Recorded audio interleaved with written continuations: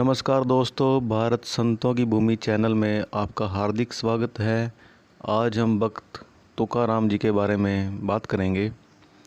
ये महान संत पुणे के देहू कस्बे में 17वीं सदी में पैदा हुए।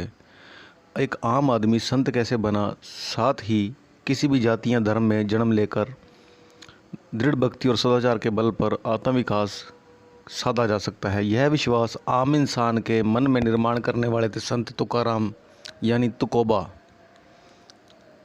उनके जन्म में एक समय ऐसा भी आया जब वे जिंदगी के पूर्वार्ध में आए हादसों से हार कर निराश हो चुके थे। जिंदगी से उनका भरोसा उठ चुका था। ऐसे में उन्हें किसी सहारे की ज़रूरत थी। लौकिक सहारा तो किसी का नहीं था। सो पांडुरंग पर उन्होंने अपना सारा भार सौंप दिया और साधना शुरू की। उस वक्त उनका कोई गुरु नहीं था। दुनियादारी से लगाव छोड़ने की बात भले ही तुकाराम ने कही हो, लेकिन दुनियादारी मत करो ऐसा कभी नहीं कहा। एक बार की बात है, संत तुकाराम अपने आश्रम में बैठे थे। तभी उनका एक शिष्य जो स्वभाव से बड़ा क्रोधी था उनके सामने आया और बोला, गुरुदेव आप विषम परिस्थिति में भी इतने शांत और मुस्कुराते हुए कैसे रह पाते हैं, कृपया इसका रहस्य बताइए।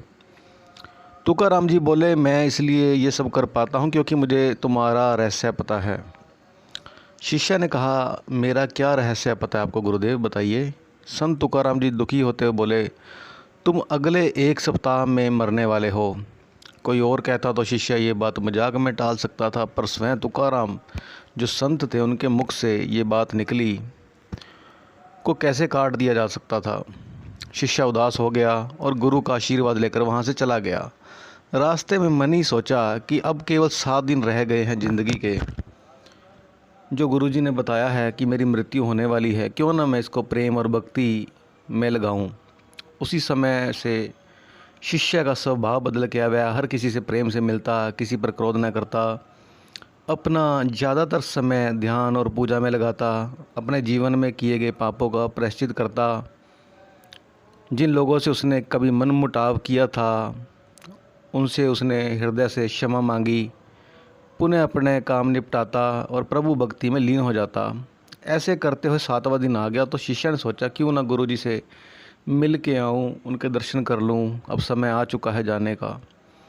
इसके लिए वो तुकाराम जी से मिलने गया और बोला, शिष्य गुरुजी मेरा समय पूरा होने वाला है, कृपया मुझे आशीर्वाद दीजिए। संत तुकाराम जी बोले, मेरा आशीर्वाद हमेशा तुम्हारे साथ है, पुत्र शतायु भाव।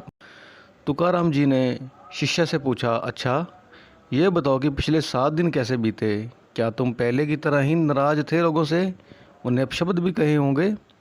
हाथ जोड़ते शिष्य ने कहा, नहीं नहीं बिल्कुल नहीं, मेरे पास जीने के लिए सिर्फ 7 दिन थे। मैं इसे बेकार की बातों में कैसे गवा सकता था। मैं तो सबसे प्रेम से मिला और जिन लोगों का दिल दुखाया था उनसे क्षमा भी मांगी।